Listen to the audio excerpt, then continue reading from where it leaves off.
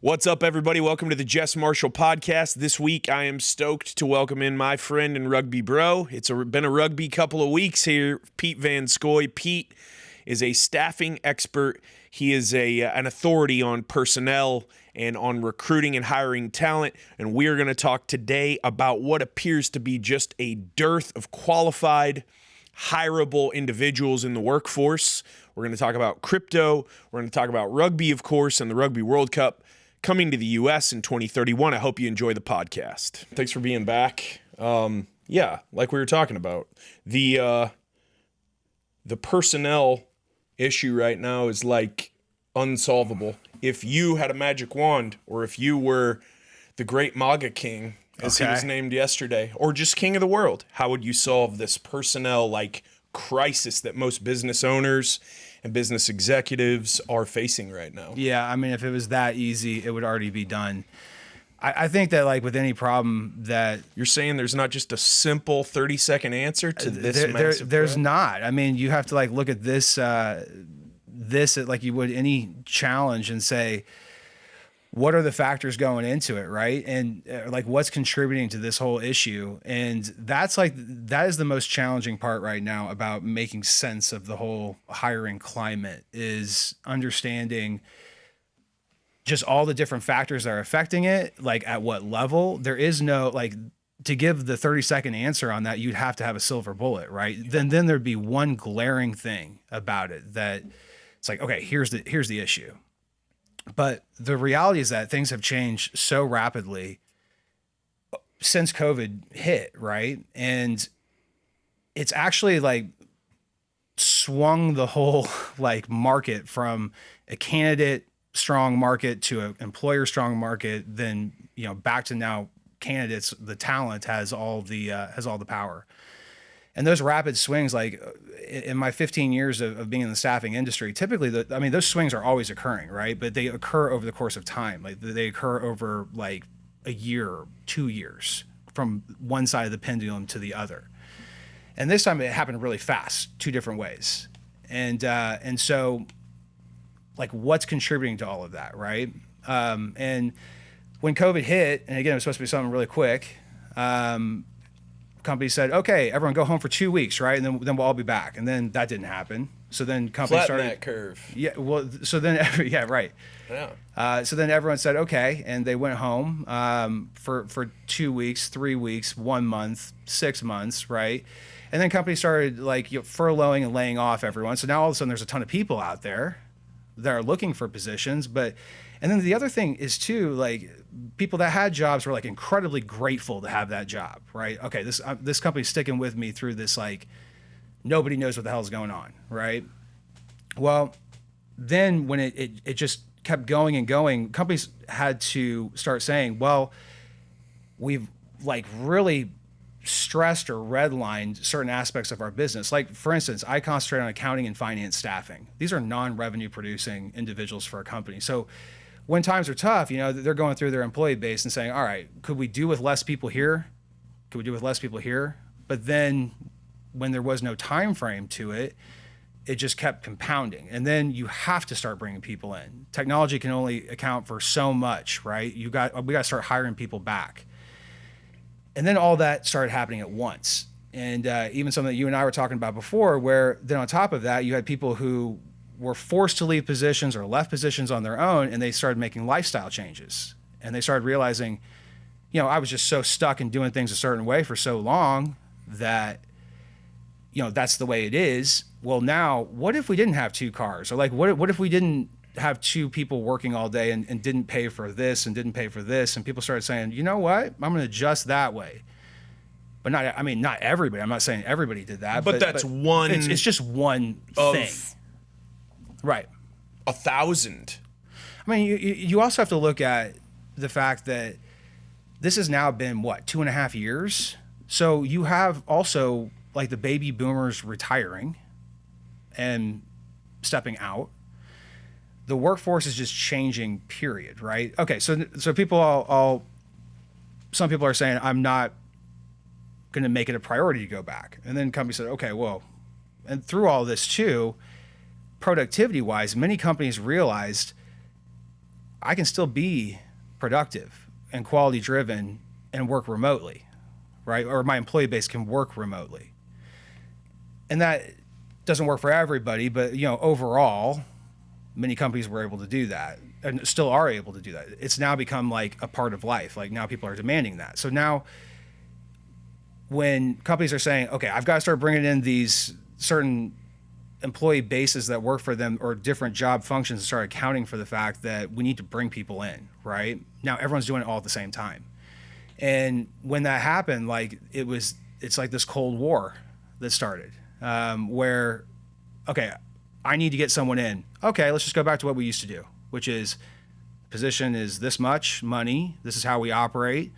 And I'm going to post this position online or something, and all these people will start applying, and we'll get this taken care of. Well, you start to realize, oh, this isn't performing like it used to a few years ago.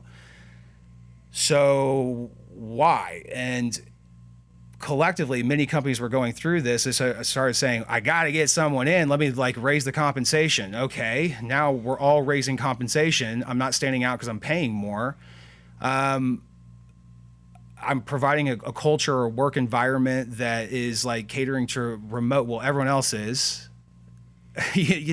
Everyone is making adjustments to cater to the candidates, to the talent pool.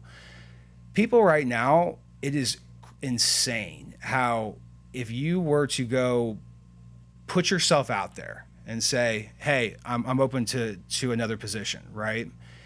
You would have so much activity within the first week. Enough, I'm not saying you have to make a decision in that first week, right? But you would have enough activity that if you were totally ignorant and living under a rock for right now, you'd be like, oh, this is really different. Instead of me having to prove myself and now it's all these companies battling over me. So it's a supply and demand issue. It's jacked. We got a lot of demand for talent and a lot of competition for talent, and we have less talent to choose from because there might be people in what was previously a large talent pool who are like, you know what, man, I'm gonna try my hand at multi-level marketing. We're gonna fire the maid and the childcare. I'm gonna watch the kids myself. We're gonna save all that, and then I might mow some lawn, whatever. Yeah. So there's a lot more demand and there's less supply. And then, this arms race of, tell you what, we need you so much, we like you so much that you can pretty much name your price. And I'm not just talking about the compensation. I'm talking about, I'm never coming to the office. Fuck your company outings. Accommodation.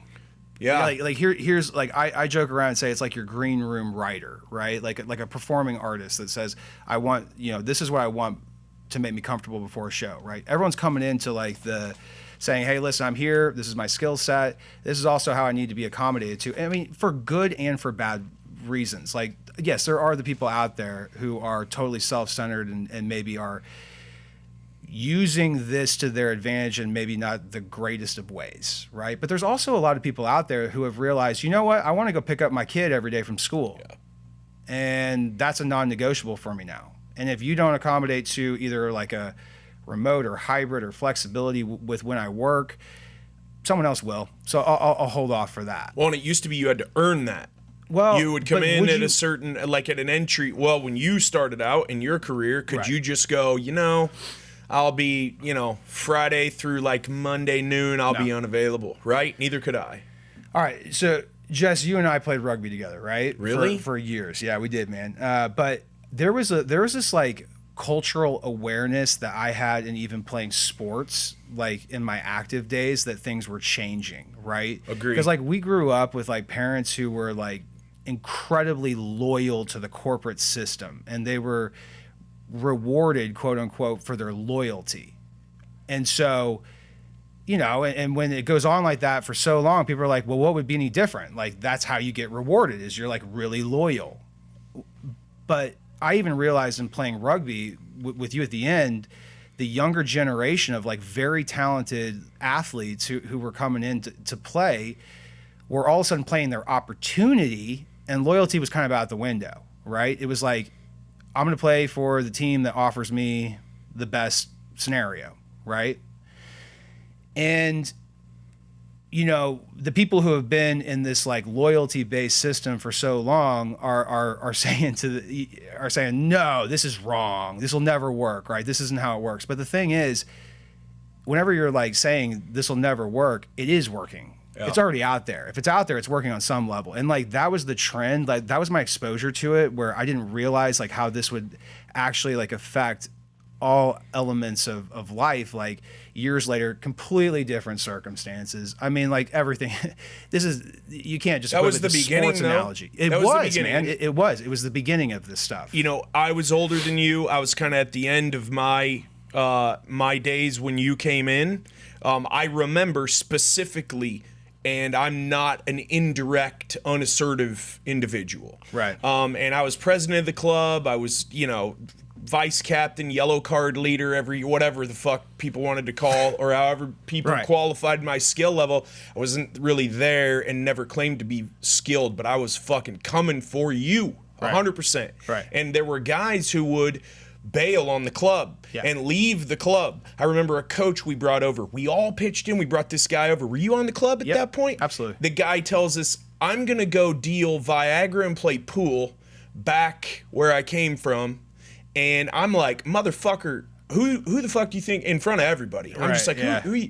And then there were a couple players, a couple high-profile kids who went and bailed and played somewhere else. And when I saw him, made a beeline. I was like, what you're doing is wrong. Right.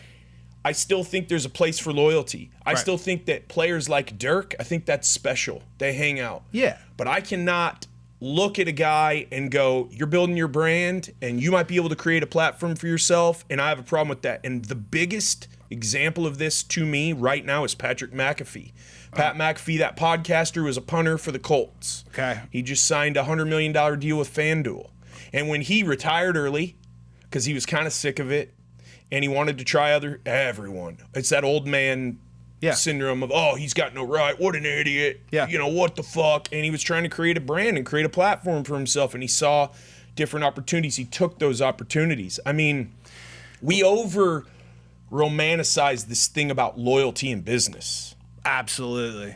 Yeah. I hate saying that too. Well, because when it comes to business, when it comes to like your livelihood, you know, you want to have predictability, like so you can live your life and, you know, accomplish what you want to accomplish. Unfortunately, this world needs money. A lot of employers aren't loyal to you, even if you're loyal to them. That's a great point, man. There are so many cultures of companies and so on where they are entitled, you know? But that playing the opportunity thing has now perfectly like translated itself over into the hiring world, right? And into the candidate market and so on, to where now it goes back to where like your value was like your loyalty to a company, and therefore your compensation, and you know, you had increased compensation over the course of time because you were loyal, right? That's how you were rewarded, was with increased compensation. Well, now if you can get increased compensation or the reward for being loyal by playing the hand that you're dealt and knowing the value of the cards, right? And keep making moves, what's wrong with that? Now, this is coming from a guy too. I've been with my company for 10 years, right? So doing what I do, I understand all these perspectives, and we're always trying to make sense of this really fluid, ever-changing environment, right? But I have been with my company for 10 years too. I mean, there is a lot of things to gain from loyalty, 100%. And that's how, like, who knows how this whole thing plays out, right? Who knows what the future brings? A lot of employers, loyalty is implied, like, in the core values. Right. Like, we have a long-time vision, and all that's awesome. Yeah. But if you train someone, like, let's just say you take someone, they got a GED. Sure. Say they're in my business. Mm-hmm. You know, I've got college degrees and stuff like that, and that's neat and fancy. You don't even need that shit now to be successful. Yeah. Say we bring someone in, they got a GED, but they hustle. Right. They don't know shit or fuck all about how to run a business, accounting. They just know I can sell, and they think that's all that matters. Well, we train them up. We show them you got to do that. You got to stay organized. If in 5 years they come and they go, look, man, I want to start my own thing. I've been telling them the whole time. You got to get out of that employee mindset. You got to get into this. I own this. This is my job. I sold this. I'm the point of contact. How could I ever go to them and go, no, that's disloyal, fuck you. Yeah. You know? Right. Yeah. And so I have never worked for anyone. Okay. So it's very hard for me to say to people, you got to go never? be loyal. No. Really? I had a paper route growing up. Okay. So I guess I worked for the newspaper company. I had to buy the newspapers from the newspaper company up front and then resell them. Okay. So I had to stroke them a check at the beginning of every month. They deliver to my drop location. I go resell them all and collect. But no, mowing lawns, doing that shit, no. And that's a product of my dad beating all of us up as we grew up going, the corporate ladder is it's not what everybody wants you to think it is. Let me ask you something. The American dream, right? The American dream, right? 2.5 kids, your own house with a 30-year mortgage that you're going to pay for 4 or 5 times by the time you're done paying for it, and that white picket fence. And I can build that for you if you need. That's gone too. Because I think a lot of people are just like, I mean, everyone is scrambling to a degree, and the pain is not the fuel prices aren't done, the material prices aren't done, right? The lack of personnel, it hadn't gotten as bad as it's gonna get. Well, that's a good point to make too. As we talk about all this stuff, the real is I talk with colleagues and again, this is what I do for a business, right? So this is conversations for me every single day. And when I said earlier that a lot of what I'm doing right now is managing expectations of clients who are just not aware of how the current environment is. It is changing, and there is no timeline. Like at the start of this conversation saying we kept assuming there was timelines. Well, now we need to drop the fact there's a timeline. In fact, there is no calibration back to anything. It is a calibration forward. Like, what does that mean? I have no idea. And everyone should be aware of that and brace themselves for change. And this is actually maybe going to be the best thing for everybody in the world, right? People are making more money, right? They're being able to be catered to catered to what's important to them. Like the example that I used earlier of I want a flexible schedule, not because I want to sit around and watch TV all day, because I want to go pick up my kid, right, from school, or I want to be able to coach my kid's game or whatever. Like any wholesome reason for wanting to do something like that is actually a good thing. And so if you are able to maintain being productive and adding value and doing your job and do that with more flexibility or just if you're still able to accomplish your mission, then what is the issue with that, right? And I think that everyone has had to grapple with this whole idea. Good word. It's what it's been. Yeah, and again, it ain't gonna go back to where it was. That will not happen. It will continue going forward. Now, that doesn't mean that all the factors that I talked about earlier will just continue to escalate either. There is a stopping point, right? There is like, okay, we can't be. Well, I was actually going to say overpaying, right? And maybe exactly what I'm saying, like that term there doesn't really apply. Where are you overpaying if this is what the value is right now? I mean, it's like real estate, right? Like, it is what's the value of the home? What someone will pay for it. That's right. Right? Not what like the app tells you. It's what someone will pay. It's not even what the appraiser says right now. Yeah. Can they cover the gap? Because if they can, let's close next Tuesday. Yeah. Have you noticed as you have been talking, well, I know you might not get real granular with actual candidates now because you have a staff that does that, but has there been an observation that because people didn't work for a while, their skills waned? Because to perfect a skill, you have to work on it. Yeah.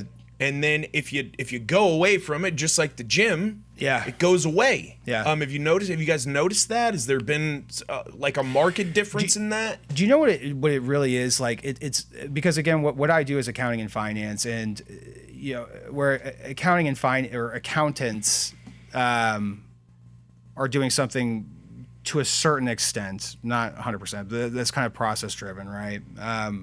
But I mean, listen, I'm not minimizing at all. I mean, there's a lot of very complicated positions, but I don't think it's really the skill set that has lacked from not going to the gym.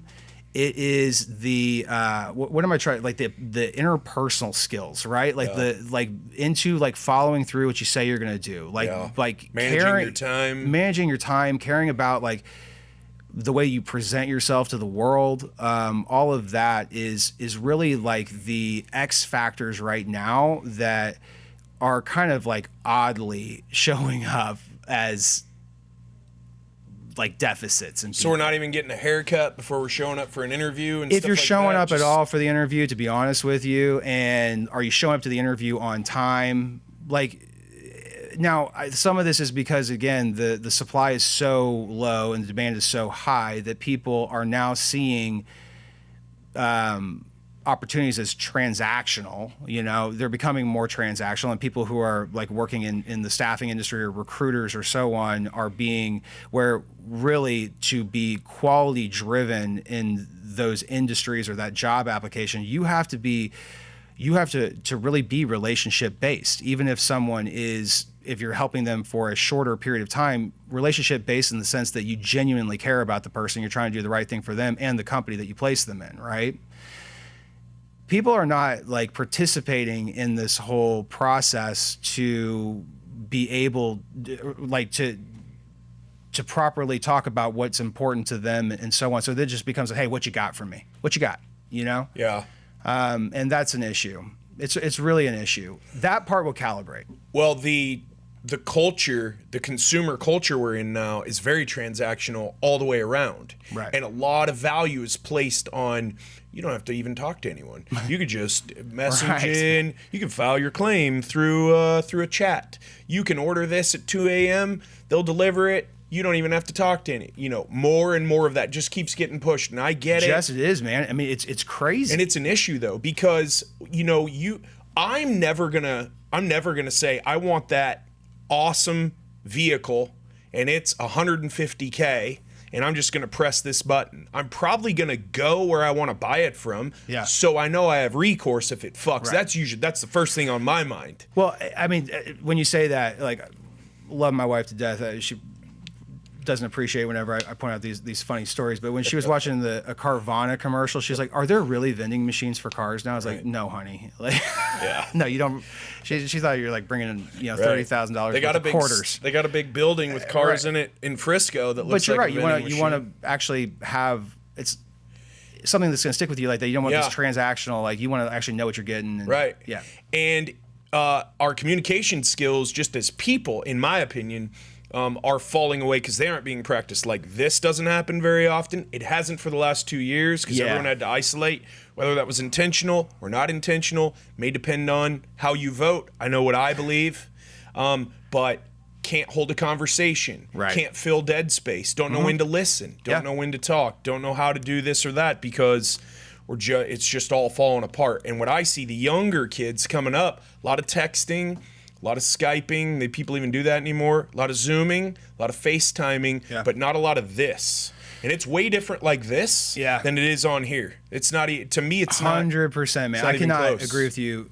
I cannot agree with you more. And it is something, again, that let's see how this whole thing plays out. Like what are the consequences of that? So in my job and in my career, which has been so relationship based, it is very important that I meet with clients, right? And that we do this. And so even with new salespeople that work for me, you're looking at this old formula, but you're saying, all right, these things in the old formula, let's actually look at what this is and then look at the purpose behind this. So the purpose behind this is to increase the relationship with someone. So a phone call is one thing, and emails, but then when you have to make eye contact, right, with someone. And so for a while you were restricted on actually going out in person with people. So therefore you were doing all this stuff like over Zoom and over, Teams and so on.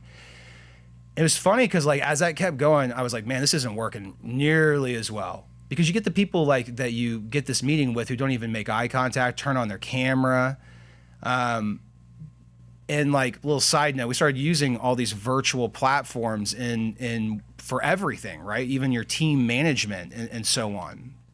And I started asking people early on when I had the opportunity to do so, like when you do these virtual meetings and you look at the screen, do you look at everybody on the screen or do you look at yourself to make sure that you're presenting yourself well? And then if that's what you're doing, you actually miss the entire point, because you're I so look at paranoid. myself, man, and I know how important Right. it is to connect. And I'm on there, and I'm like, okay, am I sitting up straight? Yeah, I just turn that shit off. Is this angle now. good? Is this Yeah. angle good? Can Right? you see up And- my nose? because this isn't one, it's not natural, so you do want to control it, especially if you have the ability to do so, but you are then so hyper obsessed with like, how am I coming off, and then therefore you're not actually in the conversation. Yeah. Right? And it takes two to tango, man. When you have a conversation with someone, it's two people. I like the fact that the world is switching, or is becoming more open to back to the interactions in person. And I truly do have a different type of gut feeling when I leave a meeting where I've actually been able to go in, see somebody, shake their hand, or not shake their hand, but still like sit there in a room with someone and look at all of the cues, not just the perfectly positioned head if they care to do so, right? 100%. Yeah. Don't you think that all of the things we've been talking about for the first 28 minutes Wow, 28 are minutes. all culture killers? Well, Or is that old let's- manny of me? Yeah, I was gonna say, man, like playing devil's advocate here. Like, sure, I agree with you 100%, but more cultural changes. Well, if you were this age, or if you had this brain 10 years ago when we were playing rugby together, you'd have been like, whoa, this is going to have repercussion. You probably did recognize. I recognized it. I was What? like, this is a change. What, the younger players, and I'm a brand, and I'm my no. own brand. I got to do Jess. what's best for me. The team well-being is okay, but I'm not a club man. I'm a me man. Just, I was a part of the club that we played for in what many people, the older people, the old people, what the older people like say was the decline, right? And I was firsthand involved, and that was a big lesson. I mean, you learn so much from sports, right? But like one of the lessons that I learned was always be recruiting. Like, Always. don't be entitled, right? No. And don't think that like your product is the recruitment for you. You have to actively get out there and always be working on the next people coming in, the next generation. If you think your brand is strong enough to never have to invest in, and that it's just going to self-sustain, you're smoking something awesome. And I don't want any of it. Because you got to be working on shit all the time. Yeah. And it doesn't matter who you are. LeBron, first real big brand guy. I'm taking my talents to South Beach. He was castigated for that. I don't like the guy. I never have. I don't like how he play. I don't like much of anything about him. Did you know his production company makes him the most well-paid athlete on the planet? Doesn't surprise And they me. cleared $127 million in the last year because he is a brand. He understands. He also looked for a guy. He does a lot of smart business shit. Sure. So it's not like it's not working for some people. I just think that some people do overrate their own skills, ability, talent, and maybe overrate the need for it.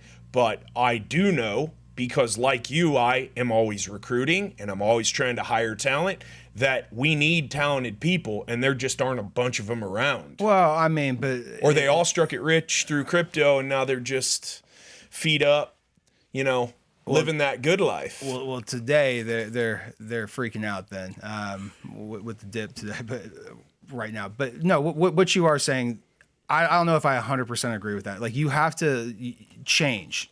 Change is constant. Like, that's a cliche You saying, better be right? adapting, yeah. Yeah, so you always have to be adapting. And anytime that you're going to ignore the fact that change is always there and it's very real, those are the moments that you lose, or those are the moments that you decline. Change in any way. Like, you have to be adapting at all times, recognizing what the change is, and not getting yourself into a situation where you have to make like the most radical change to keep up. You should always just be evolving and tweaking, right? But do you feel like some of your clients who you have to work very hard to manage expectations, we have to work really hard on that too? Ours is a little different.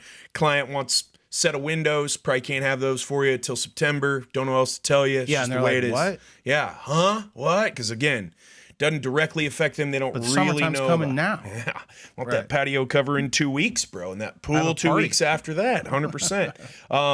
But the managing expectations with your clients who own larger companies, is this because they don't have a sense, because they don't have their feet on the ground in a good temperature of the. I've got a really good temperature of it because I'm talking to all my people all the time and some of their clients all the time. Yeah. Blow my company up and scale it times 10, and I probably lose some of that touch because I got other people handling all that for me.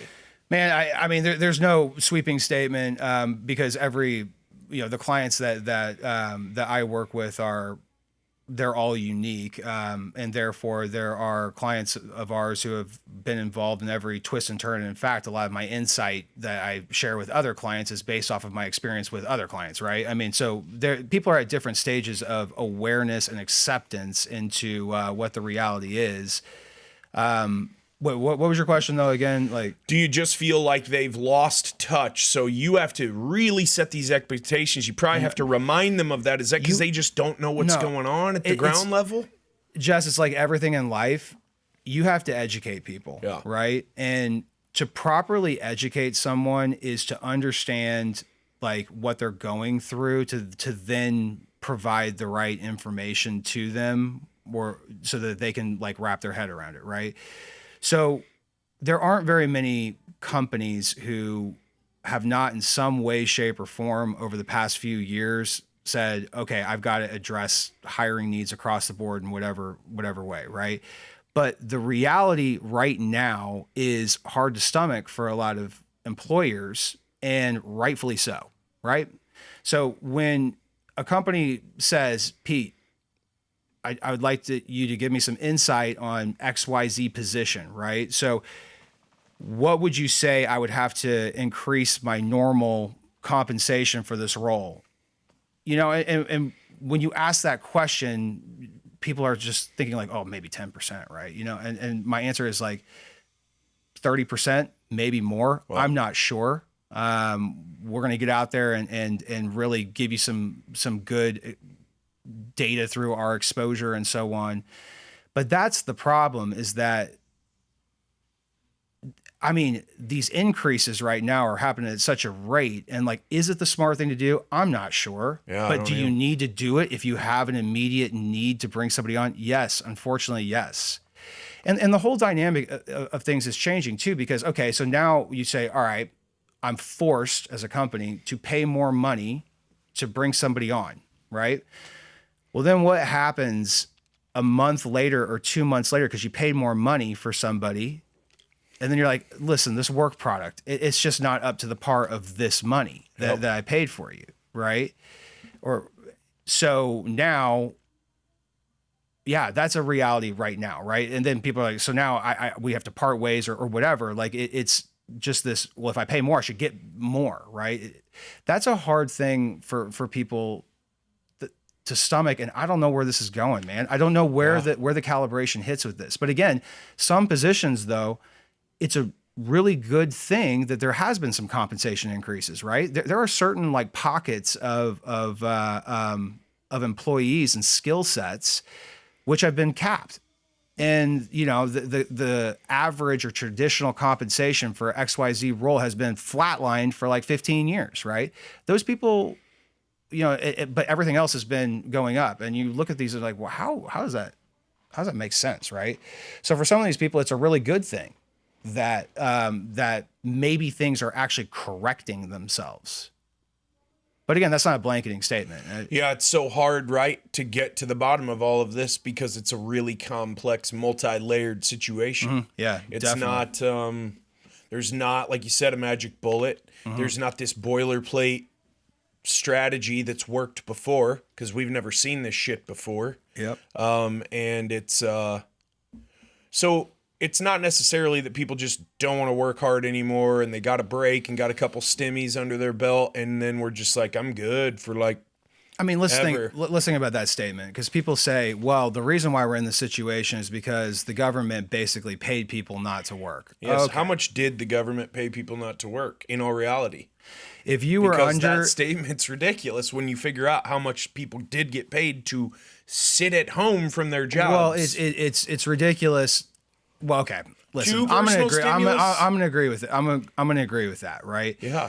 But there was no other kind of probably better way of doing it and still helping people. Like, we do live in a country where, yes, capitalism and all of that, and that's how we operate. But at the same time, like, you do have to take care of people in crisis. But then we have so many people out there who will take full advantage of that system, right? But I think that there was a stat saying that really affected individuals who were making under $50,000. You could have then not worked and still pretty much kept up with lifestyle. Okay, through stimulus and unemployment. Sure, okay. Right, and there are many people who annually make under $50,000, right?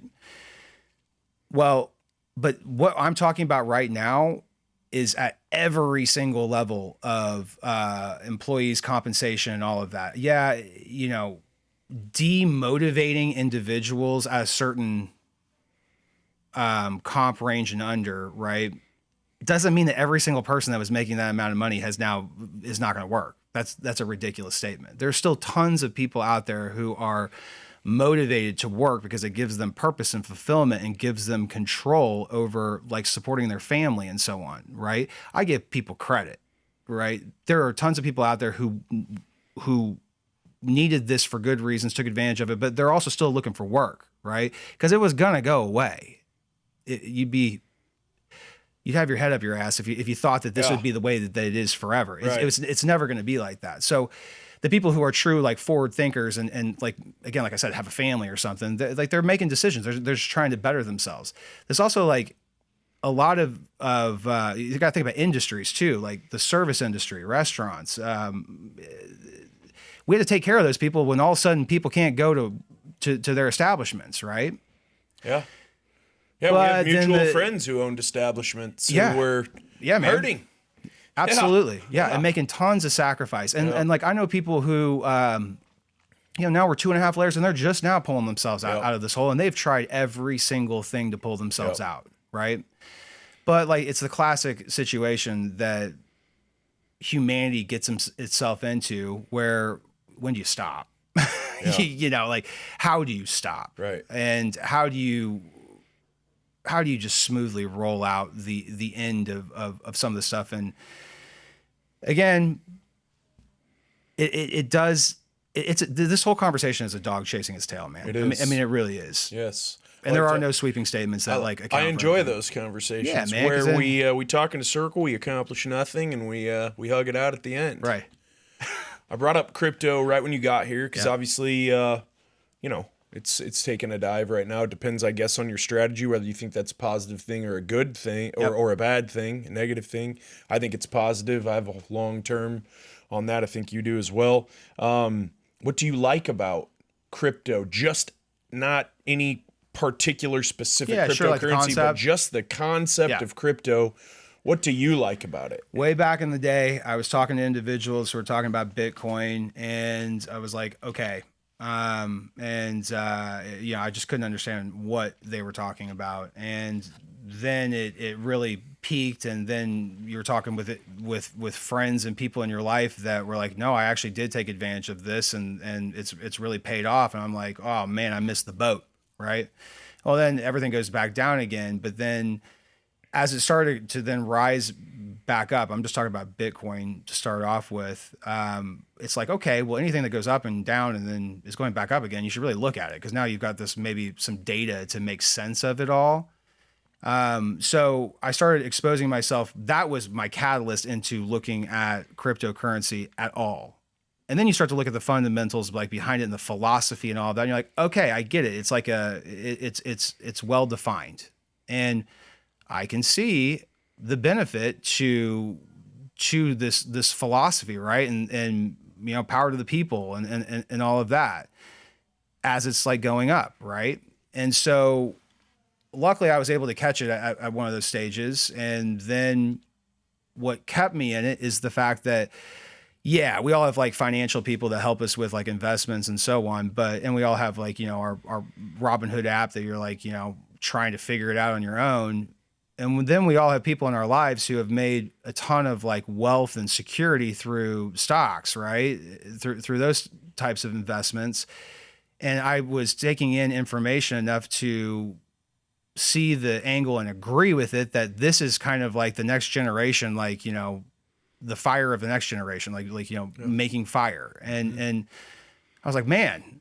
And then you just slowly stay involved, keep trying to educate yourself. And then you start to realize, okay, this long-term hold is definitely a strategy, but what if I were trying to like, get in here and get out here?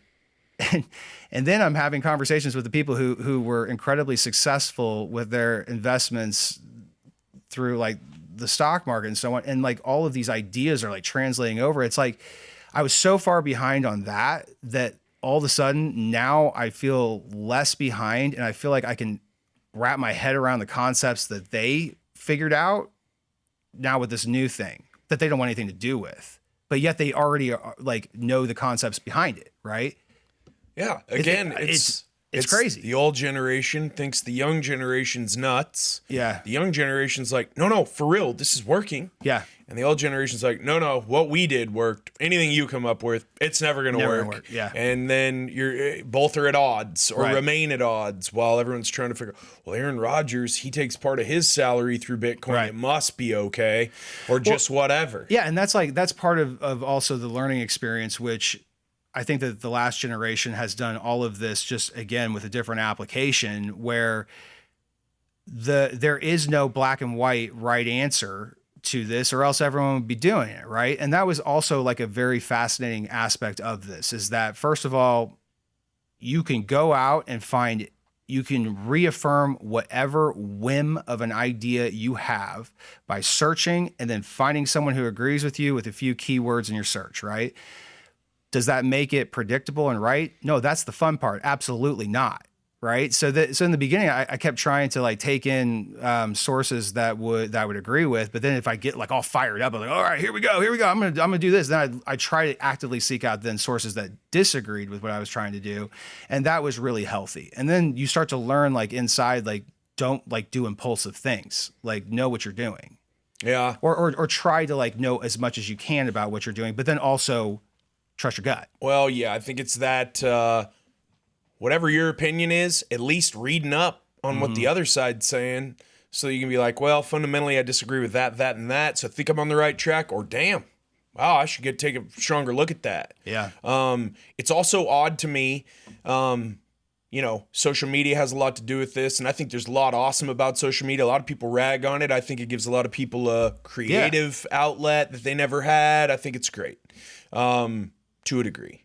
Maybe limiting screen time would be a great idea for everyone, but I don't have control over them. Only they can control them. But there's all these people. They know everything going on with crypto, and they know exactly what's going on with the pandemic, and they know exactly what's going on with the economy. And I'm like, no, you don't. No, you know a perspective of what's going on with everything. Yeah, at a very skewed perspective that you don't even realize is skewed because you're seeing it through a lens of your entire life's experiences. And if you're coming out here going, okay, if you do that, that means you just lack intelligence or just whatever.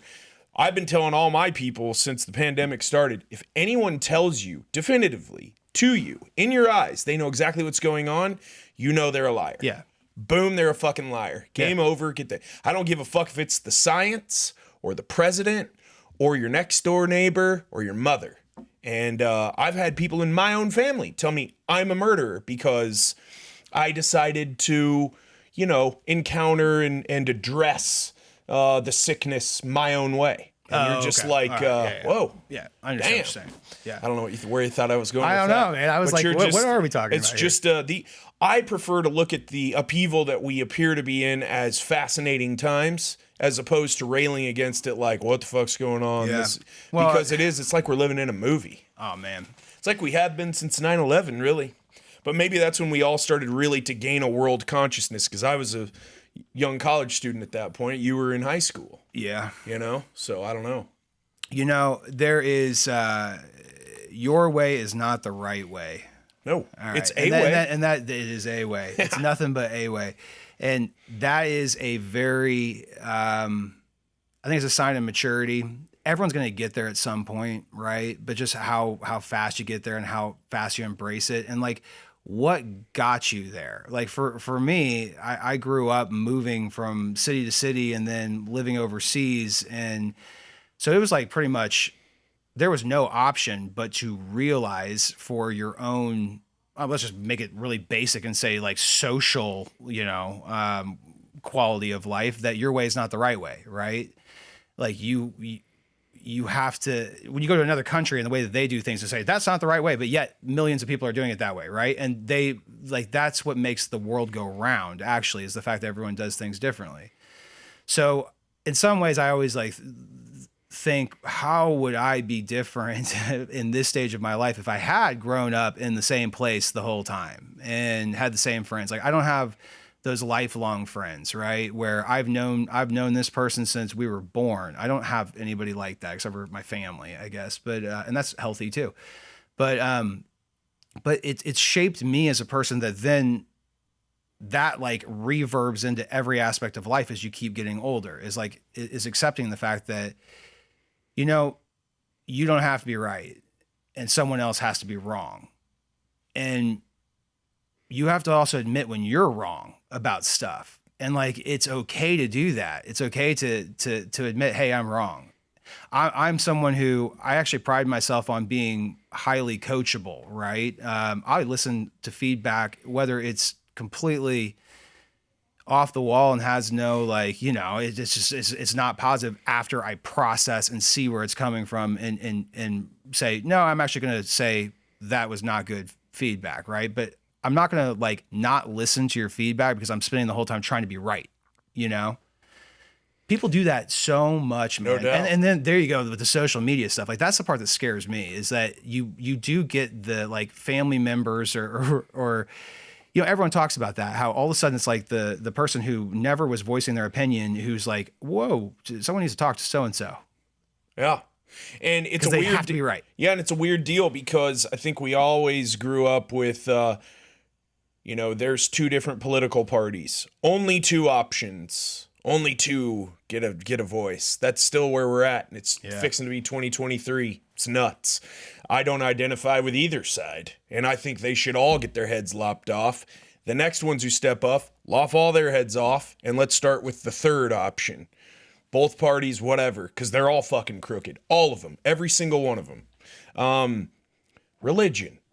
There's one path to God. Only one. And if you're speaking about another path, that's heresy. They burned people at the stake for that shit. We look back at that, we go, whoa, that was pretty closed-minded. But in religious, especially fundamental religious, they're like, oh no, they were on the right track. He was a heretic. Kick him out of the church. Be done with his ass. Jesus came and was like, if you're a prostitute or a criminal, you're my friend. Yeah. And he was more tolerant. But the way that religion, the Bible, whatever your religion is interpreted now, there's our way is the right way.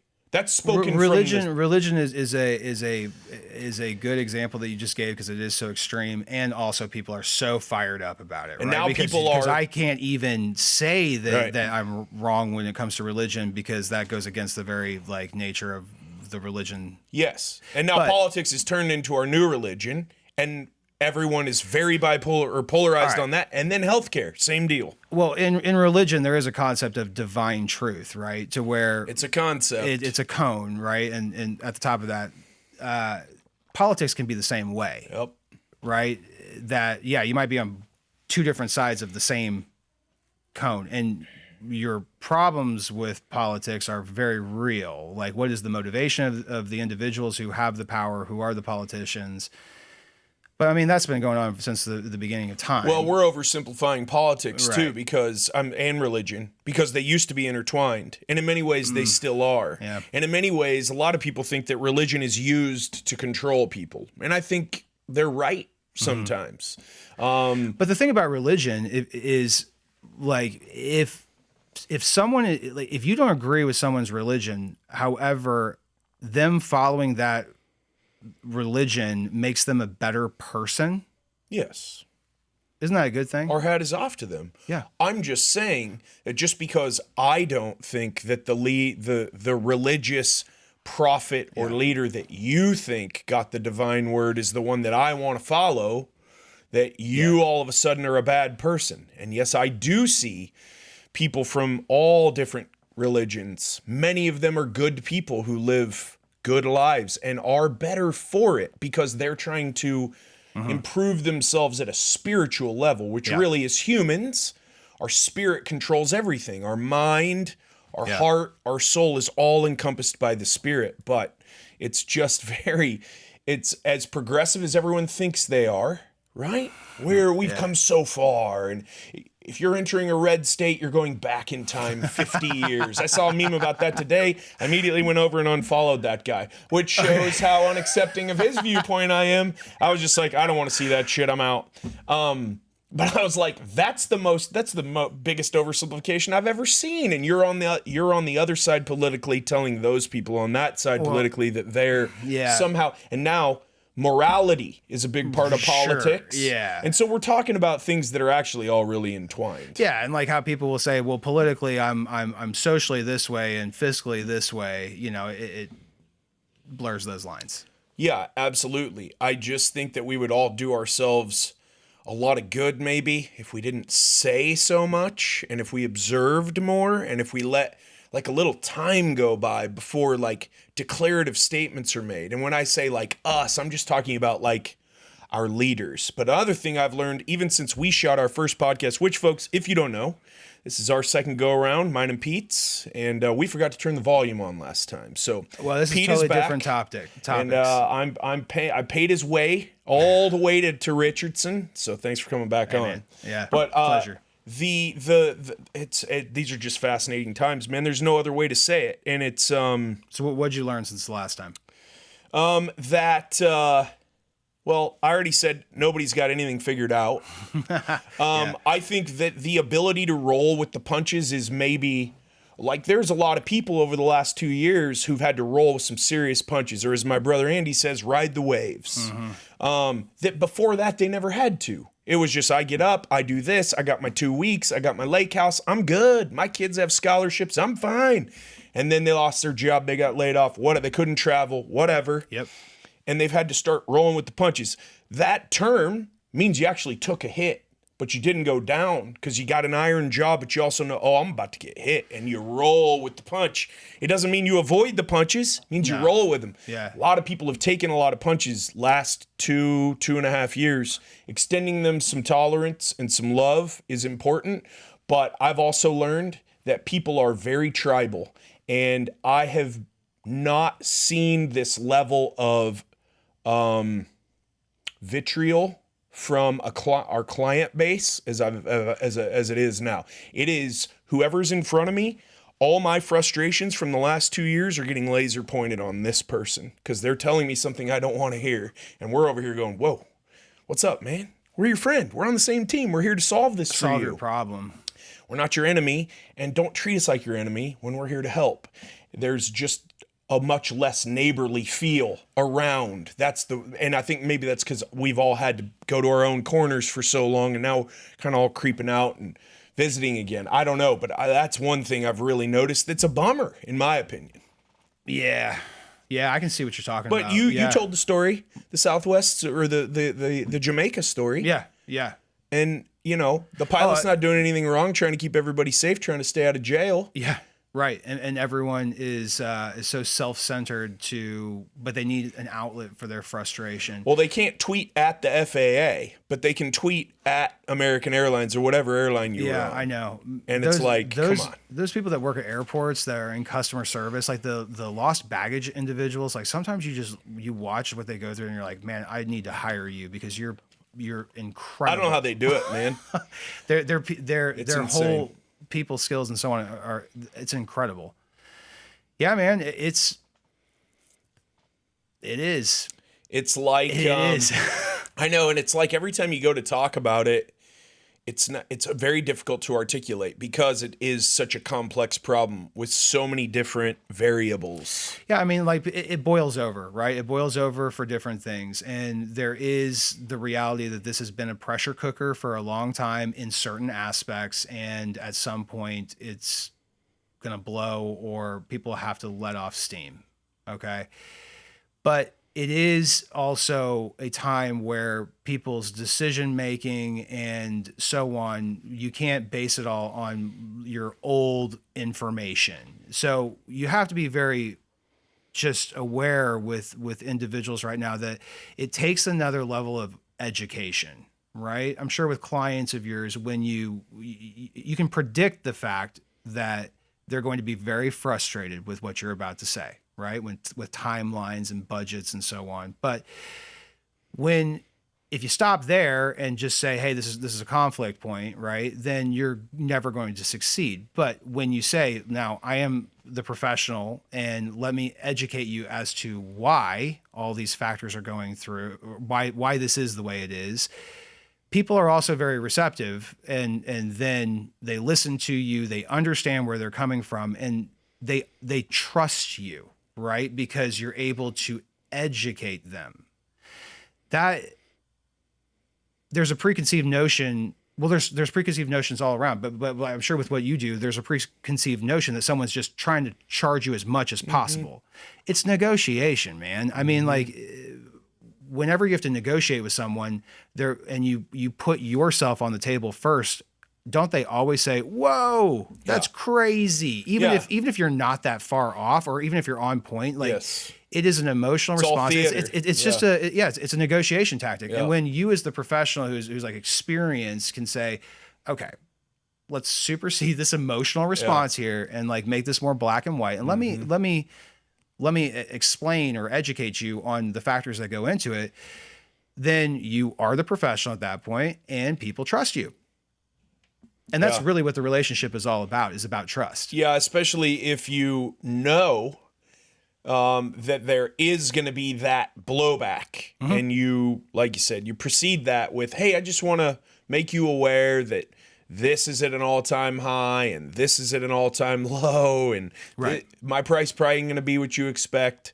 We always ask people, hey, do you have a budget in mind or a target? No, just kicking tires.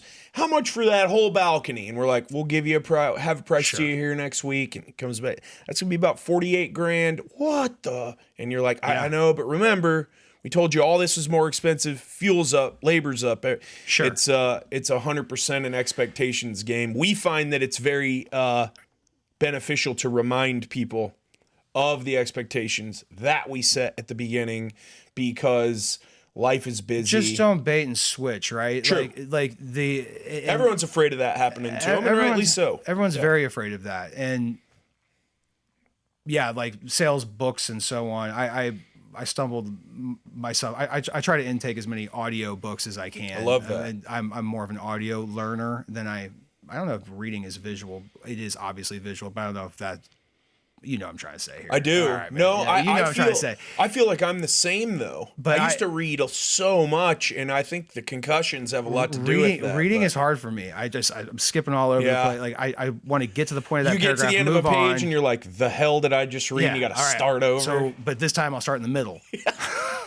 Read it backwards. But I stumbled across this psychology book, which I hate it when this happens, when it was actually originally written in the 80s. Okay. So it's like, here's bait and switch, and here's like all these things. And like, this has become such a part of our lives now. Right. And to where the psychology of selling is now education. All right.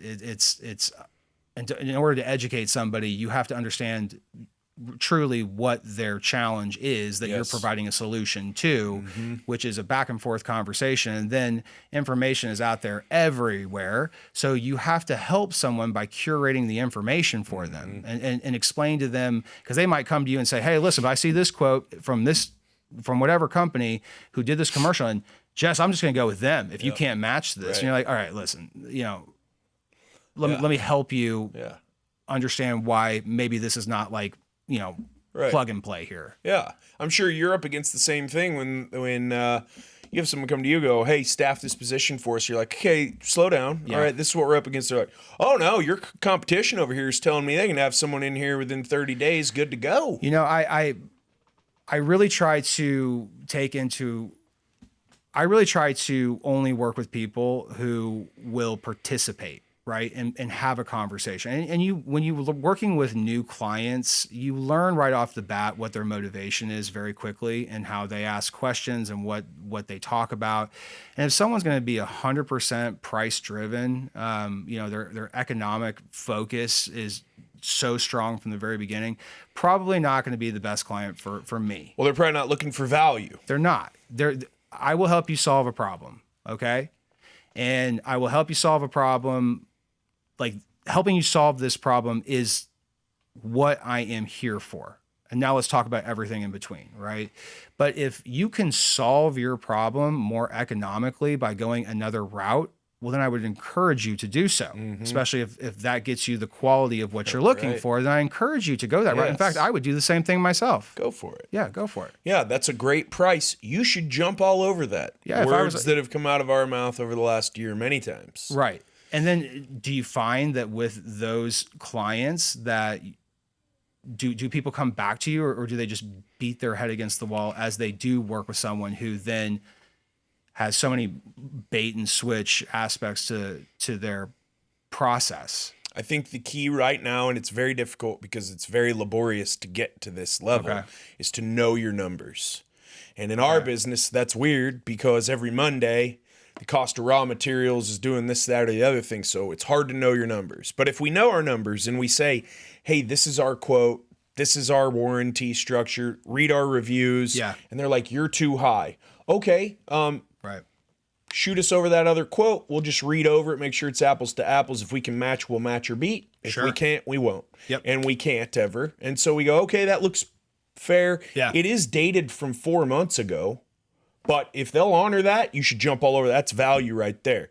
If they don't come back to us, I know that contractor is absolutely getting torched and doesn't know their numbers, and that's not my business. Sure. I also know that they probably didn't ask the questions we recommend asking, but then yes, many do come back and go, oh, you were right, and I'm kind of bummed because he said he could stick with it, and then they got out here and they changed their tune once they got 2 days into the job, so I fired him and now I'm back. So yes, there are those folks who come back. Getting people to pay more for what they perceive to be the same level of service and the same level of quality is difficult. Trying to also convince them or educate them on the fact that, well, here are your key predictive index. Look at their reviews. Look at has anyone referred you to them, and what's their warranty like? And if none of that's in writing or you can't find that anywhere, then what's written out there is probably not worth your time. But again, it's your property, it's your decision. Finding people who value is part of the challenge of being a good salesperson. Would you agree though that you can establish that pretty quickly with someone? Yeah, I mean, look, you're good at sales because you're getting me to agree. This is one. Yes, I agree with that. You're going to try to get me to the double agreement. I don't know. Isn't that what you're supposed to do? I don't know. You say if people don't agree with you, you're supposed to get them to agree to 2 questions in a row, and if they do, apparently this is like some hypnotic sales. Huh? This is some sales guru somewhere. Okay. And I've tried it, and I was like, well, it didn't work. Yeah. So, I don't know. Yes, I agree with you there. 100%. What did you agree? You said, is it easy to get there after you laid out the KPIs for them and educated them on what to look for? When someone comes to you in the first place, you know in the back of your mind right off the bat, with it very quickly, what is the motivator of this person, right? And so then if you know that right off the bat, you should be able to then manage your emotional investment in it and say, you know, this might be one of those scenarios where this client will go another direction and I'm sure they're going to come back. I mean, I tell the people that work for me, it's a cycle. It's a cycle. Like, no, we're not going to agree to long-term terms like this. And if they can get it and match the quality, then great, good for them, good for the client.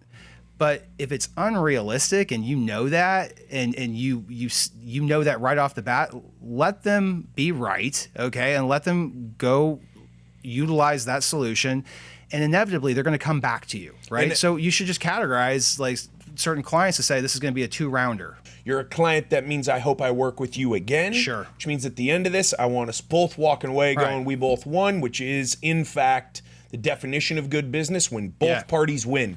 Maybe they don't win as much as they want, but they both win. One isn't getting over on the other and the other isn't left bitter. What you just explained, though, the approach of we lay it all out, we educate them, and then they come back, denotes that you must train your people never to burn that bridge and go, you know what, dude, I spent 4 months on this. Fuck you, Norris, you're at Intel. Call me again, I will burn your house down. You probably don't tell your people to do that. You probably say, listen, you never know. Not. Who they're going to tell about how you treated them. So you actually just talked about the strength of business is, again, customer service or customer experience or client experience. And if they have a good experience with you, then they actually do the sales work themselves, and they refer you to other people. What's that net indicator score. I'm not sure what it is, but yeah, I know what you're talking about. at first I didn't know what it was. Then I read the guy's book and I was like, actually, I really understand what this guy's talking about. That the strength of business is from the experience of your clients, right? Yes. And if they have a good experience and for the value purposes and so on, like, then they're going to refer you to others, right? And that's really, really the strength of then your business. I'm talking in a circle here, but no doubt about it. But then I went, wow, because you're right. Because like some clients that you work with are high maintenance, right? And you're like, but you need to be striving to provide you. The guy talks about loving your clients in this book. I wish I knew it off the top of my head. Swipe. What's the name of it? Swipe. What's the name of this book? What was it? What was the right at the beginning? The score. What did you say? Net indicator. Net indicator. Is that the title of that? Yeah, this is the system that he came up with. Net indicator score. Can you search that? See who wrote that book, so we can give him some proper credit if it's findable. Yes, loving clients is important. Yeah. What got you into this business? You must really like people. Absolutely. To be in the personnel business. Well, yeah, and I think that there is a hard wiring that you have to. I mean, yeah, if you don't love people and love interacting with people, find another path, because you're not achieving your purpose and fulfillment by doing sales, which is actually a really stressful roller coaster. Very stressful. Is that a result? Your appreciation for interacting with new people, is that a result of your upbringing, of moving around, of having to assimilate into different groups all the time? I think that what it is dropping the prerequisite that, hey, when we interact, I need to be right. Okay, so then you can actually listen to somebody, which then helps you relate to them, and then solving people's problems and so on. Having a relationship with someone is very fulfilling, right? Having them come back to you is very fulfilling, and the process of helping someone with the task at hand is fulfilling. So that part, yes, it all starts with being open to the fact that I need to understand why you're thinking this or why you're in this situation, and I'm not judging at all. Like, just tell me what's going on, and let's figure out a solution. See, you and I are very similar in that regard, in that when I talk with someone and I know they had a different upbringing or they have different worldviews, that's interesting to me. Absolutely. When I watch a movie, I don't want to just watch something I've seen 100 times. Right. I'm like, whoa, I've never even knew that, like, cannibalism was a thing anymore, and there's like 5 movies out about it right now. I'm like, whoa, bro, like, right, news to me, but all right, you know what I mean? That's if we saw people more as like, wow, this could be an interesting conversation, rather than I am here to change their mind. Right. I love it when you like go out and socially, and like you go like to a bar or anything, like, you've got the extra ingredient of like alcohol, and then people start talking about religion. It's like, oh my God, or politics. Are you serious? Yeah, or healthcare, which, as you said earlier, are the same thing, right? But it's like this person has this drive internally to say, I need to use this terrible moment in time to convince you and change your whole wiring. I'm going to leverage what is possibly the worst moment to do this. My opinion on that, and I've had this for a long time, is that they're not 100% sold on the idea either.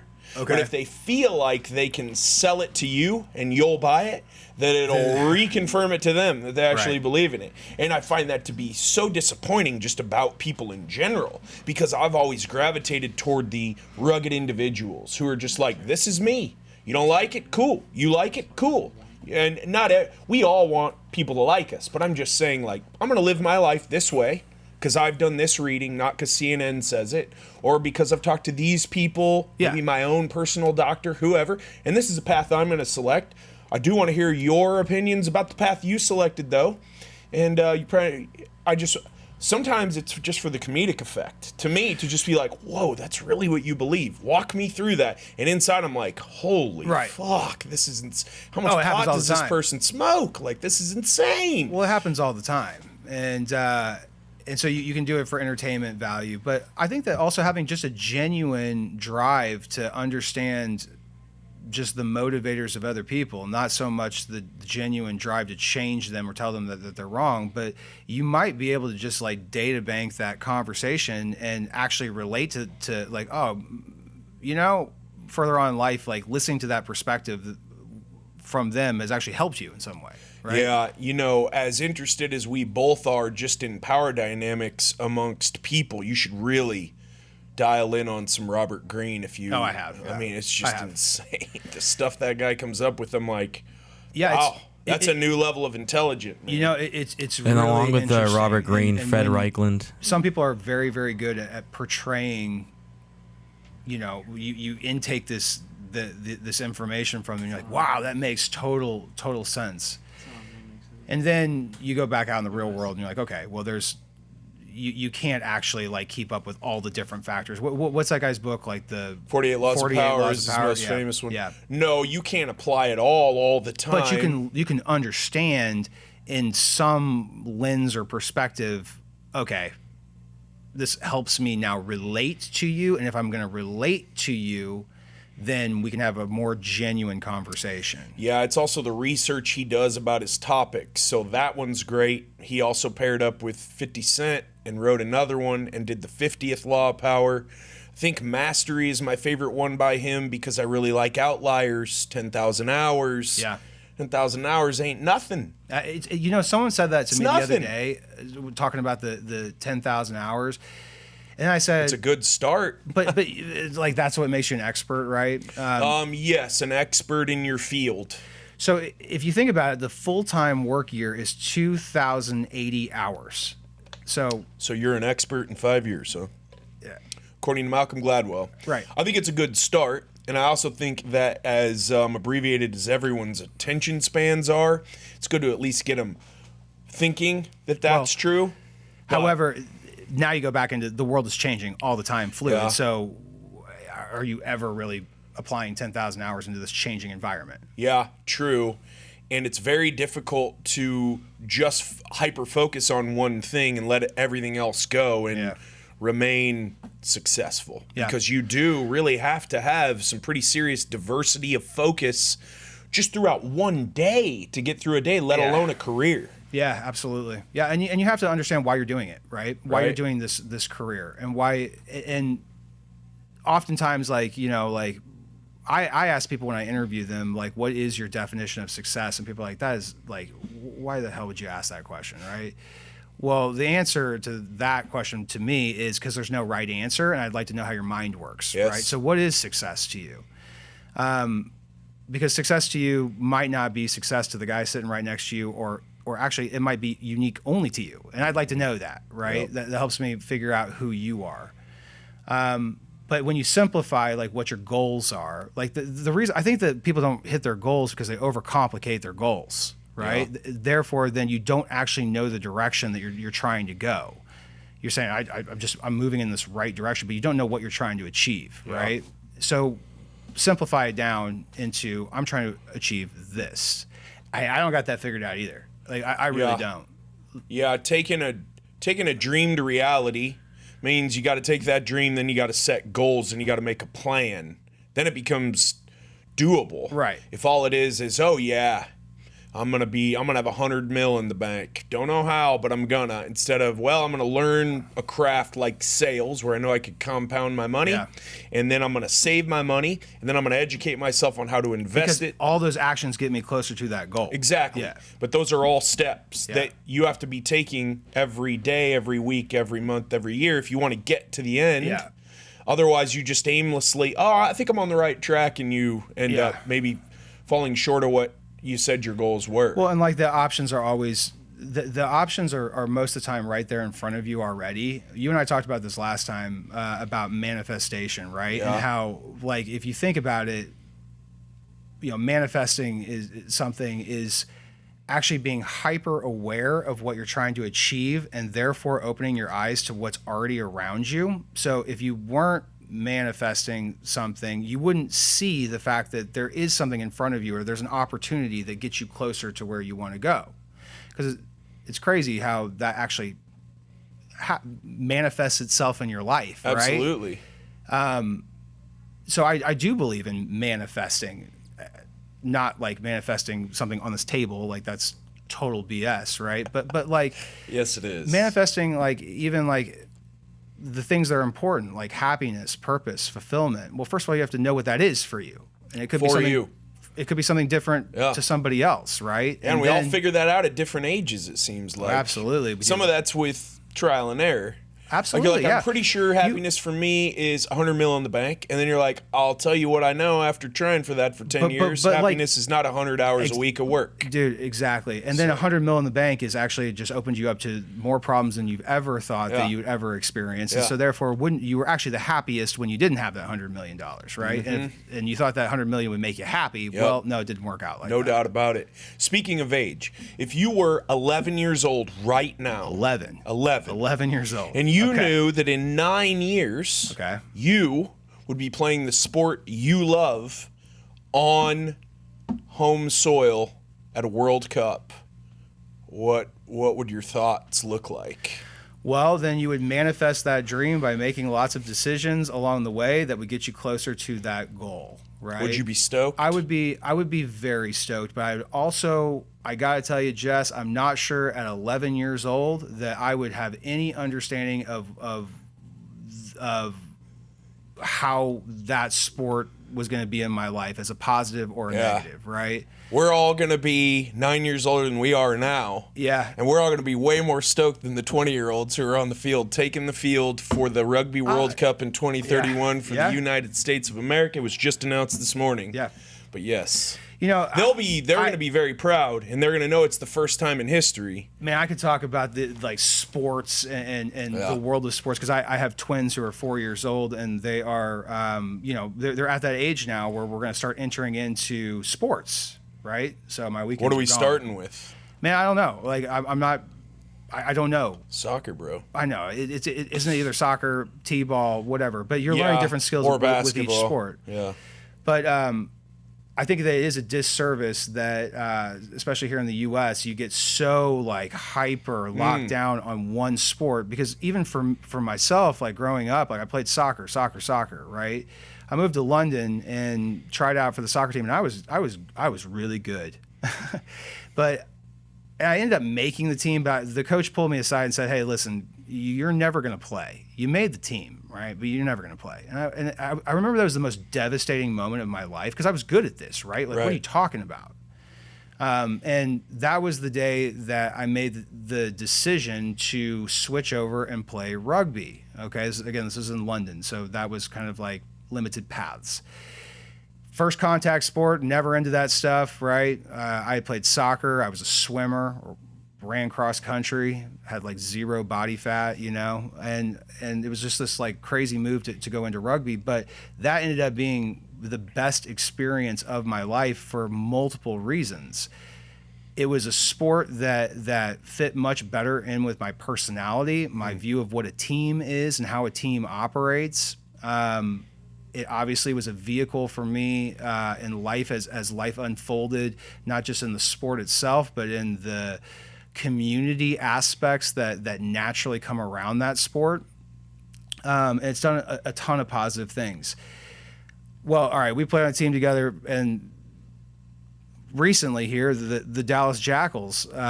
So Dallas obtains or finally follows through with their professional rugby team here in Dallas. And so, and we know individuals that play for the team and so on. And I remember going. What's up, Frenchie? Yeah, what's up, Frenchie?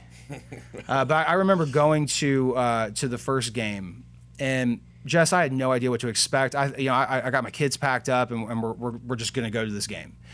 And season opener, yeah. Sweet. And parked the car, and I'm like looking at Globe Life Stadium, and like I looked at my wife. I was like, "This is crazy," because people are like decked out in rugby gear, right, and it's like surreal. Jackals gear, it's right, for the first. I was like, "What is going on?" Seriously. Then, because I figured it would be another. We've played in the environments where we're playing in a stadium, but there's like 100 people there, 200 people there.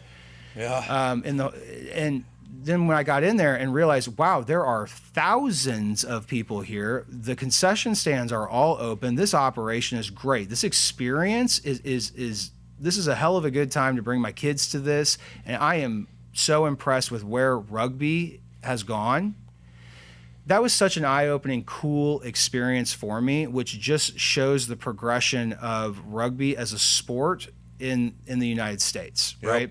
Now, what's also interesting is that I just said that whole thing, and I've been following the Dallas Jackals as they play on TV and on the app and so on. And they're still going to other locations, though, where there's 0 people in the stands. Yeah. So whereas this season when they enter in is like, it's a tough start. Welcome Dallas Jackals. Yeah. Like on the field, like the product has not been what they hoped, right? But the experience of it, they've just totally killed some other clubs and organizations, right? Absolutely. And when I went to that first game too, I also had my eyes open to the fact that there is such a rugby community that is out there, because as I was going to the concession stands or taking my kid to go to the bathroom or something, you're looking around at all the people that are in this place, and you're seeing just all these different rugby community type people, thousands of them. Yes. Right? So it is not a surprise to me that the sport and World Cup and so on, that things are that this announcement was made. I mean, it's not a surprise. It's just the next step in the sequence. Yeah, it seems to be. I think the key is keeping the MLR afloat. I had Mole and Andy on a couple weeks ago. That's going to be, we'll see. We got to hope. We hope this recession doesn't kill anything. I was at the match 2 weeks ago against San Diego. Nanu was on the field. Chris Robshaw took the field. Awesome to see that. Had the nephews in tow. Was there with my brother. They're getting autographs before the game, doing the little skills challenge. It was great. It was awesome. So cool to see.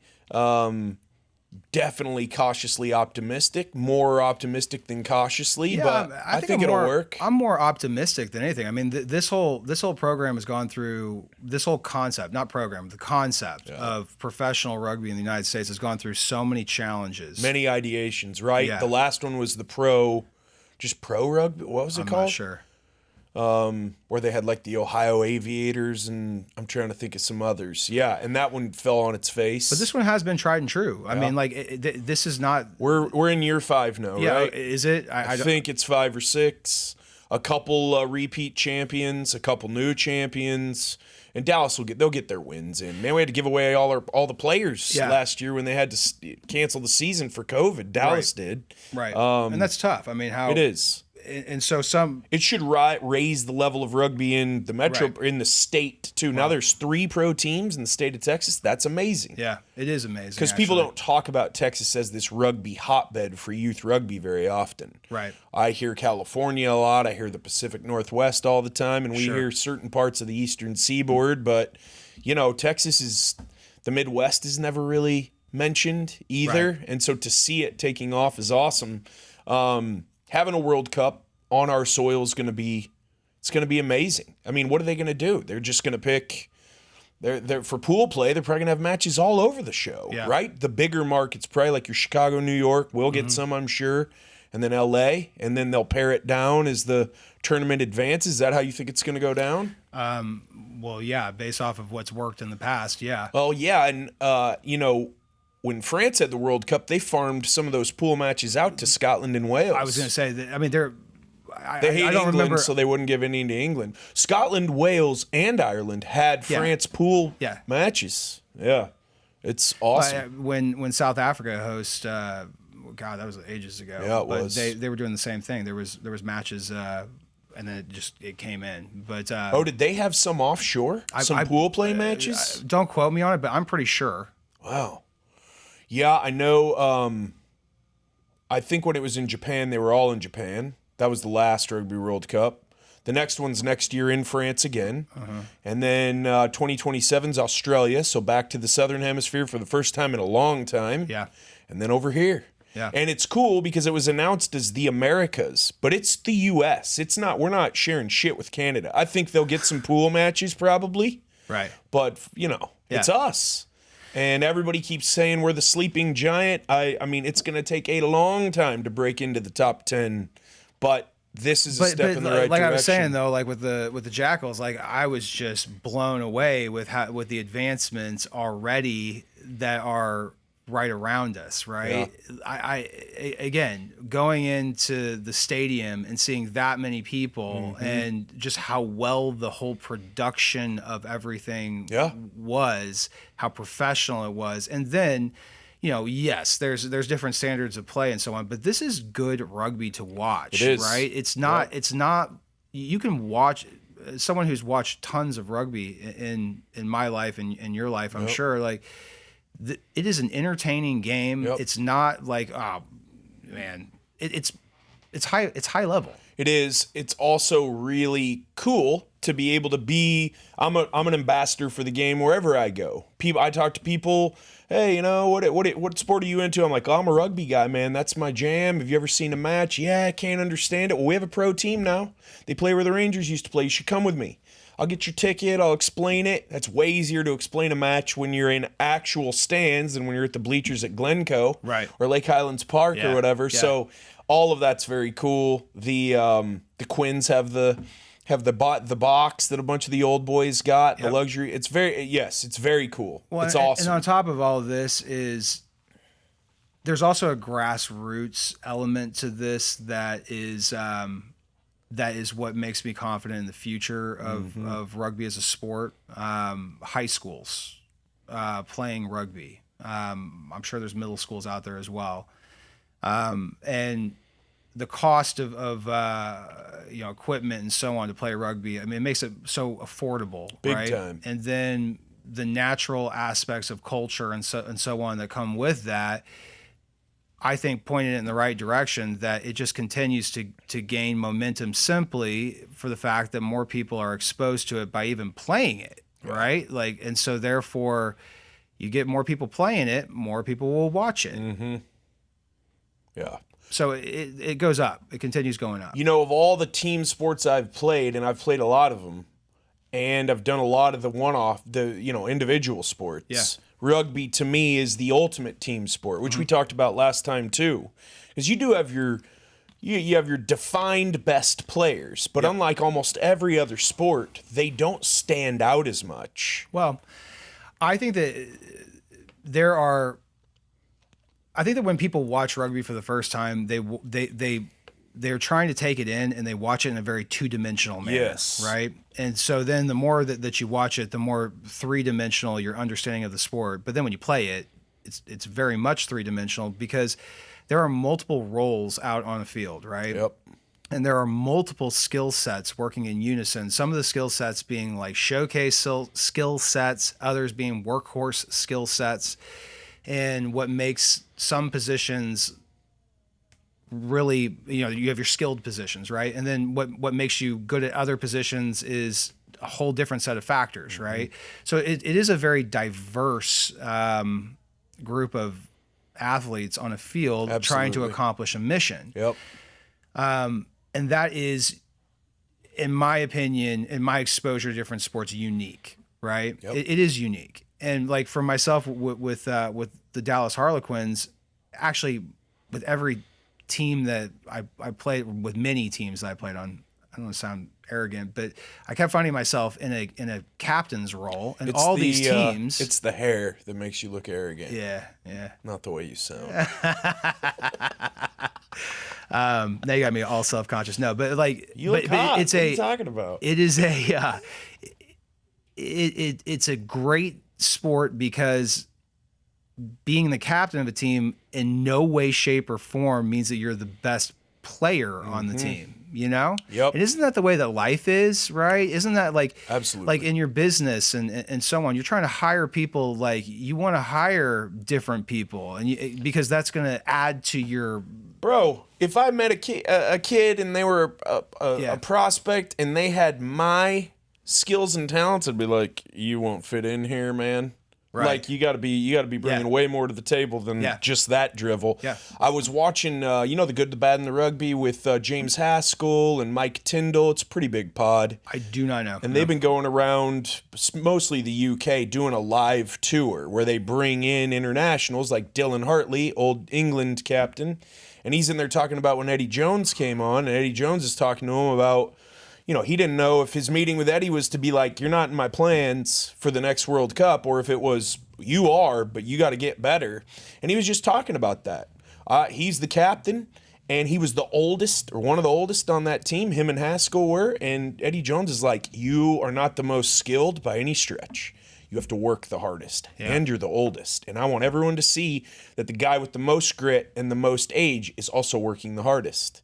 And that, to me, that sums up rugby captaincy. Absolutely. To me. It's not a glory position. It's a decision-making position, because the coach ain't making decisions on the field. Are we going for touch? Are we kicking for points? Are we tapping and going? That's on the captain.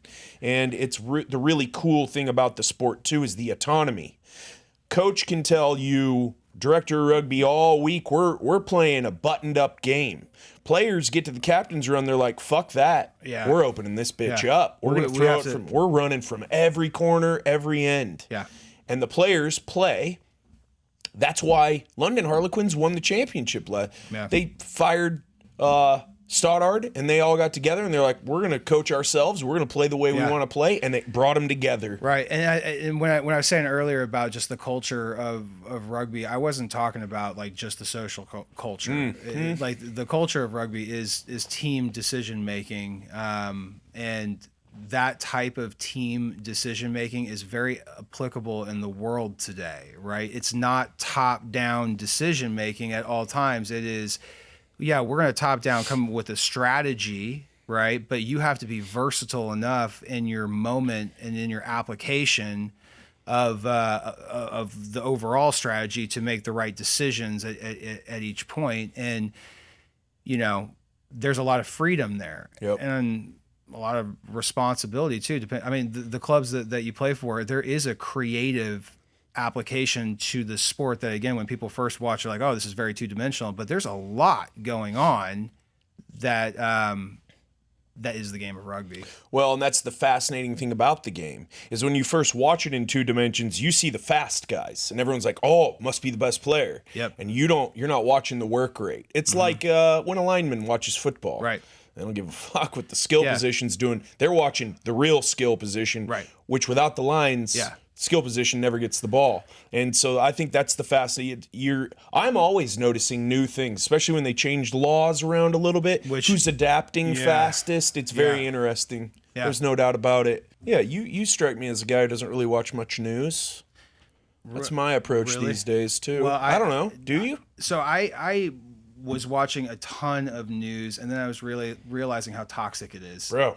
So I stopped. It's the same reason why I stopped listening to sports radio here in Dallas. It's because it's like the most toxic thing to listen to. It is. Nothing's ever good enough.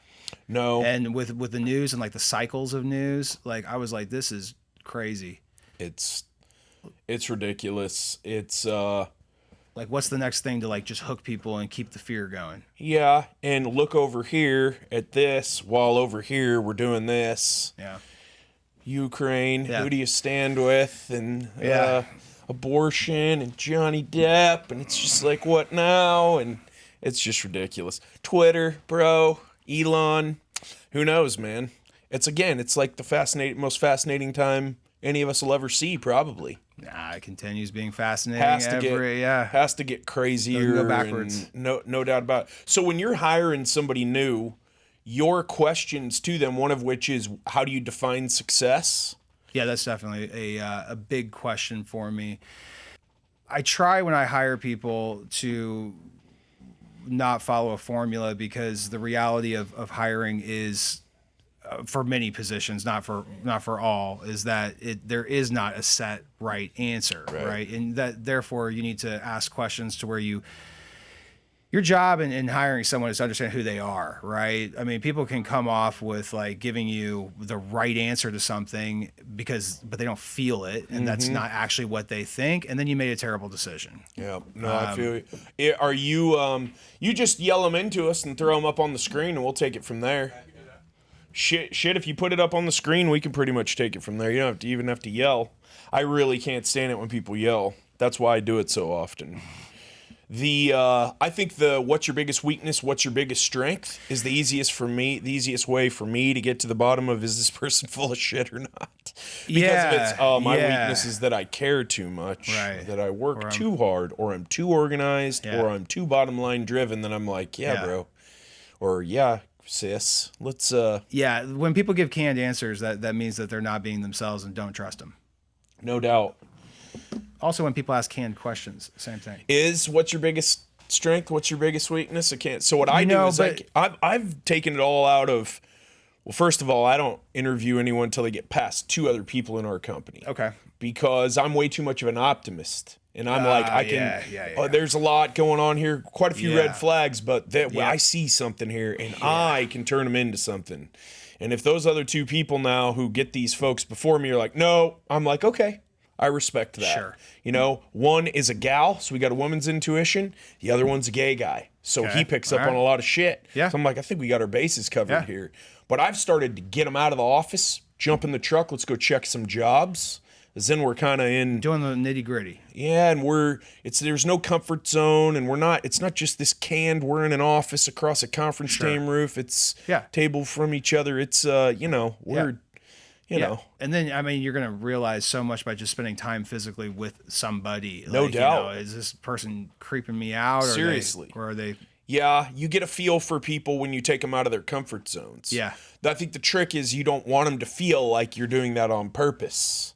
Sure. But I do like transparency. Hey, we're going to get out of the office. Let's just go take a look around. I like to, when I ask questions, and there's there's 2 different sides of asking, of hiring people. I'm answering your questions right now and people that work for me, okay? Work on my team. And I will try not to go through canned questions because then you get canned answers, and really like the challenges and strengths and so on. I don't think I've ever asked that question to somebody. However, I will ask off the wall questions to people, and I will always make sure that they understand that there is no right answer. I'm just asking what your opinion is, right? And then when you put them at ease a bit, then they can just be themselves. That's what you're trying to do. You're trying to understand who somebody is inside, how they're hardwired.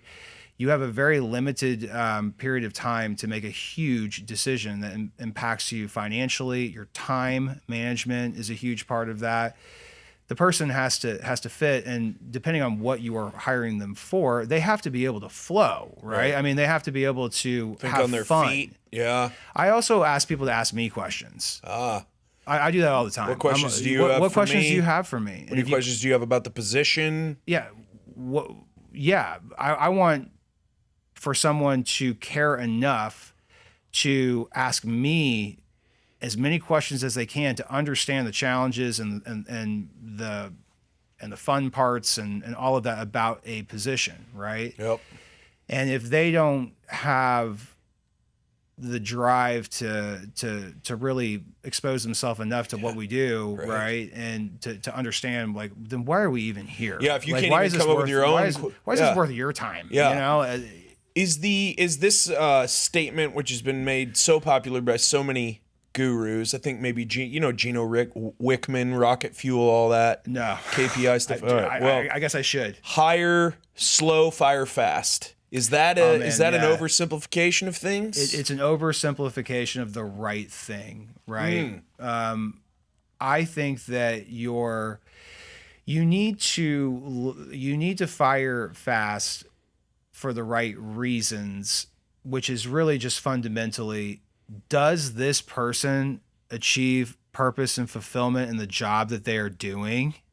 And if not, it is your obligation to push them on their way so they can go find that. Yeah, go find that somewhere else. All right, so what's this first one? A nearly $1 billion settlement is reached in a Surfside condo collapse lawsuit. Is that the Miami one?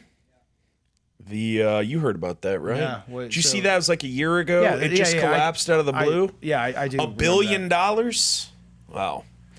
And I think that part of the problem on that, structurally, there were issues. They knew there were public issues. And then Yeah, they had people come out and say, no, it's okay. They had people living in this thing, right? Yeah. And like the walls were deteriorating Yeah. inside, right? 'Cause of the cracks sea everywhere. air. Yes. Yeah. I remember Well, this. the sea air, but then also, I believe there was some sort of settling or some sort of Just structural soil. integrity. Yes, Yeah. because it was right there on the. So it's like the. Yeah, it's crazy. $1 billion. I don't know if that quite covers the death of a loved one, especially That's if they what I were was gonna say. warned. Money is money. Yeah, man. Life's life. That's crazy. When did that happen? A year? Was that 2 years ago? What was the date on that, Swipe, when that actually went down? July 4th, Of last year or of 2020? 2021. Wow, they've already reached a settlement. That's booking it a little bit. Must have been a. That was a bad scenario. That's, I mean, it really was. It's How many? 98? 98 people. Wow. It's heartbreaking because you're like, and the other thing about it is that like you're in your home, right?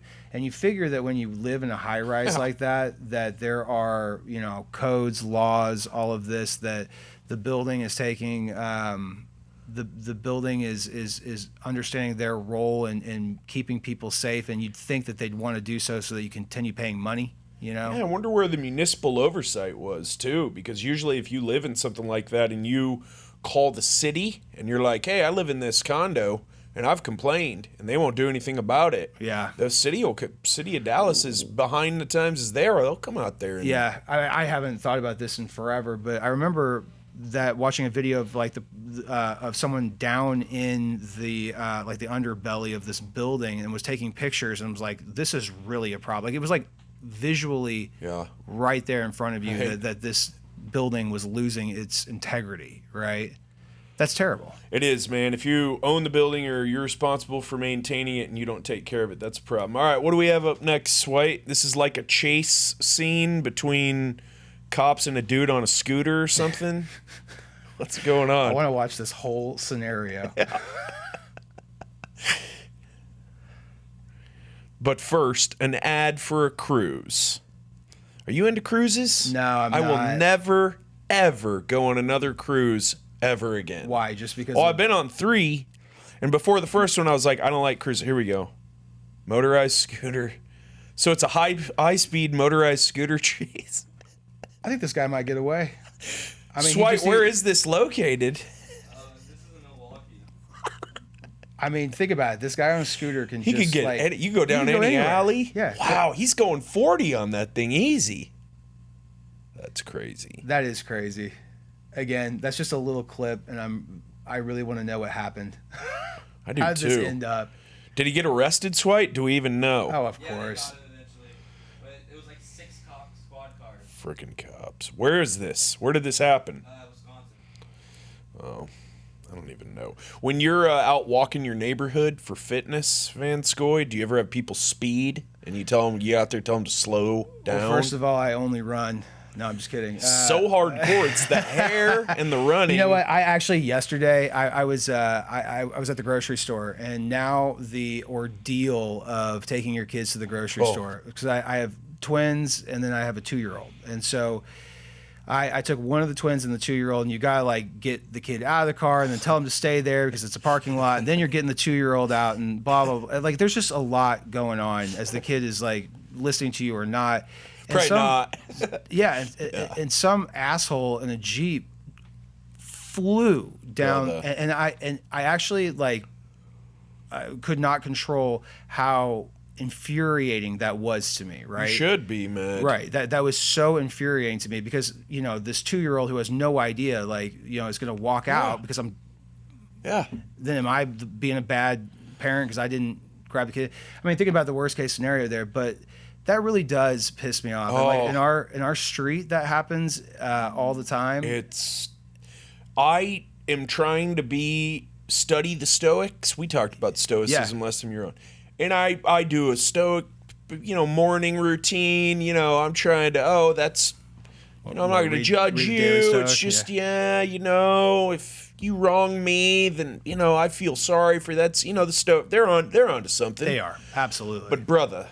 You come around the corner and I'm doing like my weighted vest walk in the morning and it's 25 and you're going like 55. I'm gonna walk out in the road, and I did this morning. And I wish I had my GoPro on because it was awesome. And the guy didn't appreciate it. And I was just like, yeah, brother, right on. You know, it wasn't in that tone. There were a lot of F-bombs from him to me. Well, the person who's doing it is so and embarrassed. Yeah, and embarrassed. And there was another grocery store. I watched a guy go through a stop sign. He wasn't even speeding, but he went through a stop sign, right? And this guy just flips out on this car and was just screaming at him and making such a scene that in my head I was kind of like, okay. The other side is I'm sure this person did not see the stop sign in this grocery store parking lot, right? And yeah, they did something wrong, but to berate them on and on and on about it is like why is that okay? And sure, why are you allowed to do that? I see your point, and I do not yet have children. Yeah, but bro, I mean, there's little kids all throughout my neighborhood. They scooter around. They're out walking. There's kids who they're not old enough to go to school yet. And I mean, people in my neighborhood, they don't give a damn about the speed limit. And the cops in my neighborhood don't give a damn about the speed limit. And it's just like, what are we doing here? Like, do I go to city council and be like, we're doing speed bumps over here, or I'm going to slow everybody down myself? Y'all decide. Because it's insane, man. Yeah. I'm talking 25 going 55 easy. Going to kill us. What's this next? Oh, Elon's bringing more to Texas. SpaceX plans to launch near Brownsville have sent house prices sky high. Oh, what would Elise say about that? Bring it on. I mean, the whole housing market and the pockets of how this affects the pressure cookers in some areas versus not in others. It's weird. It's really interesting. It is. Have you seen? Like I said earlier, the value of your home is what someone will pay. Exactly. Right? So. And if it's way over what you know the appraised value is, they better be a cash buyer. Well, because appraisers aren't doing anybody any favors because they're on the bank side. Mm-hmm. And they're just like, they want to just limit that bank risk. And the bank doesn't want to write a note for something that's 30% over value. But it's everywhere, man. I sold a flip it's just been crazy. Yeah. It's been nuts. I don't know. Have you seen the new Tesla outfit down there is on the way to Austin? No. Where is it? I don't know. Like the Dripping Springs area. It's it's massive, man. It's massive. It's like the size of. It's like the size of I don't know, man. Probably the size of the entirety of Prosper and Salina together. Okay. If you put Prosper and Salina together, all that ground is all one building. That's crazy. It's insane, man.